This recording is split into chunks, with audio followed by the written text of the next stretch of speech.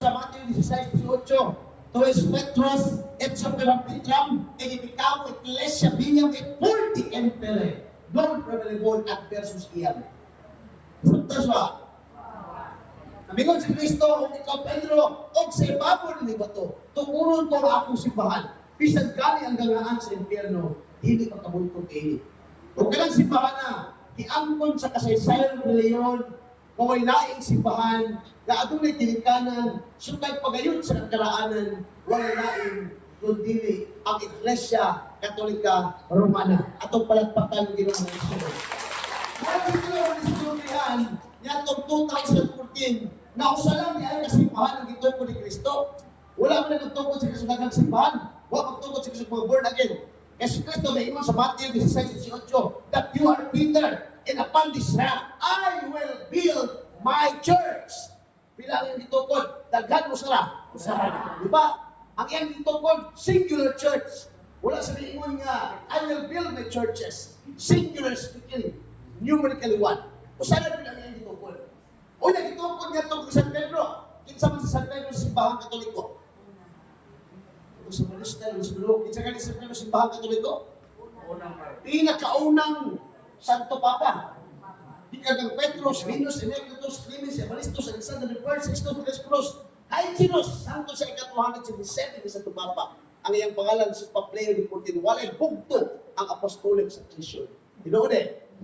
Episodos 20, gitukod ka mo sa pastoralan sa apostoles, o ang pastoralan bato, kamo si Kristo, nga akong Ginoo. Amen? Wala simbahang Katoliko mga discover, no? Ang simbahang Katoliko maulang dunay koneksyon gikan sa mga apostoles. Amen. Koneksyon, kami mga born again Christian na nagkabahin-bahin. Ino ka di? May tulo Christ born again. Na oneness, na two-ness, na three-ness. Ay, nagkao mo, nagpanayan ng mga born again. Di na pa yung doktrina. Sa Cebu magani, ginagabot ng Cebu Mingaliliya na rin. May simbahan ito nga, ang pangalan siyang simbahan, the living bread, born again. Ang pastor Bibro nagdibate, nagtukod sa ilang simbahan at bangay yung pastor. Ang pangalan sa simbahan na nagtukod, the living water. Yung combination, yung living water. Matukan na nagtubig na. Nagsuon ko na nagkasuon sa lang ng simbahan. Ang kiangkon sa kalasay reliyon. Unang nagsuon, niya kong 2014, na-influensahan ako sa simbahang Katoliko. Gusto ko magtuon sa pagtulungan sa simbahang Katoliko. Munang, upat may kapastor ni Padala. No, dila ka Padre Hope lang munaw.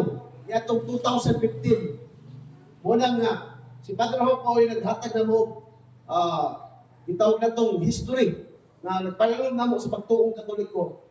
Una, si Padre Hope ay nag-train na mo na madawat na mo kinatibukang pagtuong Katoliko ni atong 2015. Una nga, ilain mo si Padre Hope kanito. Kung sa Bible School na mo, ang training na mo, dili ka kaon, kung di ka memorize yung versikulo. Si Padre Hope, dili di pakaon niya, siyang parokya, kung di mag-lusaryo. Walang untag, lusaryo, hapon lusaryo. Ato palang pagkain ng Ginoo. Una nga, kami, walang kapastor na puli-puli nga ito, Padre Hope, ang bunaw, ang among training ground, kaya ito sa Silago pa si Padre na asahin. Silago, Southern Native Lake. Wala mga iksoon, dito lang kay balaan nga, sa simbahang Katoliko, naalam diri ang mga sakramento na maghatag na ito kinabuhing walay katapusan. Amen. Amen. Sacrament is an outward sacred sign of inward grace instituted by Christ in order to give supernatural life for soul. Na ato ni simbahang Katoliko, sa na kaning Holy Eucharist. Amen. Amen. Mamingon si Kristo sa Matthew 26 sa Gregong pinulungan, mingon si Kristo, toto esten moto soma tu dinominon hoper homo toto esten puyete anang misen amin. Gamingon si Kristo tapos sa paghihapon, mikuha sa pan, iya kini dipigas-pigas ug mingon dawat at kinikan kay kini ang lawas itong yan alam ninyo. Amen. Amen. Lalo dito ko ni Kristo ang uli Eucharist para asa na kini igsoon. Para maluwas, one size ito ko mingon si Kristo. Ako ang buhing tinapay, nagkan sa langit ug binahon sa yuta. Kinsa itong kaon sa kulawas magkamatulog kinabuhing walay katapusan. Amen. Amen. Amen. Mo, para lang din sa kaluwasan, mo importante lang nga manimba tapos kanunay. Amen. Amen. Hindi ako nung dapat mo siguro nagpalimba. Hindi ako no. No? Kung para na ganahan. usahay magalit ng Katolik ko usahay kay magbalik-lit sa misa, sa kasaulugan sa pulong, tinood. Siya bakting ng minister, bakting. Ako ito, buwag, baktingan, tapos yun. Kunya, maguna-una pa, balik-lit pa sa misa. Maguna-una pa, paulit pagawas. Tinood kayo. Kapag kayo yun. Ano mga iso, sa lahat ng kasunti, importante na ina to, ang huli yung kares, ang santos na misa. Ano man, ay maghatag na ito, kinabuhi, walay katapusan. Muli ang kinabuhi sa itong simbahan. Amen. Na mga iso, sa lahat ng kasunti, nung simulang taon, nahabang katuloy ko sa akin na pag-yun siya, lawas ng Kristo sa ito bang ito na, amen. No? Hindi ko na, thank you ng lawas ng Kristo. Amen. Kaya pag usahin mo na mag-aral ay katuloy ko na di mo simba pag dinipali, mag-misa. Ano mo na Ano di ba mo simba kung kaabag, kung lay minister magkasulungan, ato mga lay minister yung tagahan ng extraordinary authority sa pare. No? Kung balik na ipagkalawat sa pare, balik na ipagkalawat sa mga lay minister. Para to. Kung dili magpalay ng pare, magpagkalawat, ang lay minister dili po, dito ka lang sa pare. Kung saan yung lay minister. Yung saan ba mga lay minister at lang saway-saway yun, tinod eh. Saan na lay minister sila naman kahapon? Siya pagdaw-daw ito, siya na kayo. Limakon. Mga matingis ko natin ito yung usahay, tinod eh. Kaya kung muna ang lay minister, ikaw muli. Di mo. Wala mga iso, sa lahat kung importante niya ay kinitawag nato na musimbang kanunay. Amen? Amen. Sayang naman mga iso, hindi na proper orientation na ito, kalawat ka. Pag yung lawas ng Kristo, matulog ka amin, di ba? Kaya nagtulog tayo ito, yung kalawat, tinuod yung lawas ng buhay ng Kristo. Pag kalawas ka, yaw-yaw. Yun na, proper. Pangus-panguros, kalawat sa pangus-panguros, yaw-yaw. Yung muhanan pa yun, sa ito yung muhanan pa yun. Dito na pag-sign up sa imong kilingkuran. Amen. Orientation is sa comments ko mga isong Disney, yaw-yaw, mga lawat. Yan, tabo ko na sa Cebu. Sa Cebu, na ay minister nga, gusto kayo mabalikas. Una ang mga lawat, katikista. Pag-ingon sa minister nga, lawas sa Kristo. Ingon itong katikista. Amen. Nayabo, hostia. Kanya katong minister nga, gusto kayo mabalikas. Pingulit, asang itong mga yawa. So, di na proper orientation na dito naging ka sa inyong gilingkuran. Amen. Kami sa unang mga iso naman may Holy Communion, kanang kalawat yapon ba sa pastor ba ko? Nagyapon Holy Communion. Buhato lang mula last week of the month, katapusang semana sa buwan. Isip ka pastor, matong sa pulpito, magbuha na ni Cokes o Sky Plakis. Nakingon niya pastor, kini simbolo sa lawas ng tugo ni Kristo. Di ko simbolo ko no? Nakalunod pa mo sa itong mga layas na itong paring ngayon, simbolo ang lawas ng Kristo. Nakalunod po Wala ka naman. Wala kayo nabasa sa Biblia na simbolo. Mingon si Kristo sa Lucas 22:12, this is my body. Do this in memory of me. Kini ang lawas, itong yan alam ka ninyo. Buhatak kini ang maghandog na nako. Amen? Amen. Muna importante. Kaya kung atong paligyan ng theological background sa Biblia, ano kayo namatay si Ibag Sinan? Kasi ito hinundan nila, yung namatay si Ibag Sinan, gusto may kaon kanila sa step. Si Mansalitas. Hindi, Mansalitas. Apple, Mansalitas. Senior mo yan. So dito, Mansanas, dito, Mansalitas. Itawag ko sa Biblia, bunga sa kahoy. Kasi ito, bunga sa kahoy. Pagkutanan ko, kasi unang dibot sa Diyos, si Iba Silan. Si Iba Silan. Ang bayi ang laki. Ang bayi ang naunahi. Amen. Siyempre, sa walang bayi. Sa walang bayi. Sa walang bayi, babae, wala ito dibot sa Diyos ang laki. Amen. O ito, pala una sa walang bayi, itawag na ito nga babae, ang laki, mingaw kayo. No? Ang iyan ko yung puro mga malalakla, mga liwas, nagkulakaw sa ganun ng mingaw kayo ang lalaki. Kung wala yung mga asawa, mingawin yun na inyong mga bana. Tinood eh. Kung sa kamingas yung bana, kaya inyong bana, bato na kumari.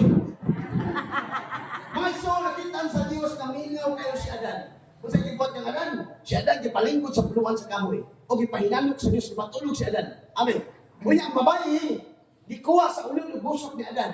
Tinood eh. Asa man ikaw ang babae sa wayas tayo. So, wayas to yung walang strand surigaw ba? May waya. Nakibayay, yan sa tiyay, pinaplas-toy, kalswayo. Ang usanoy, buwak ang mga-bagoy. Ang surigaw. Asan mo yung mga babae? Sa wayas to? Sa wala. Anong din ang mga babae?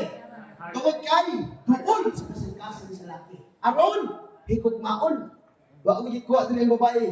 No? Brett, yung ginawa yung gikuha din sa ginawa yung babae. Hindi mo na pinusahin ng laki pag, Itay!